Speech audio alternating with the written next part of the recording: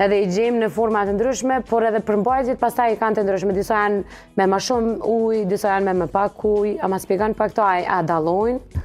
Realisht kastraveci në përgjithësi përmbahen 95% ujë, përmbahen fibra dhe përmbahen minerale. Çka i dallon është kjo lëvorja, lëkura e kastravecit. Këto që janë me këto thumbat janë përshtatshme e kanë lëkurën më të hollë, edhe këto thera që i kanë janë më të përshtatshme për turshit, për shkak që edhe vetë përmbajnë më shumë probiotik.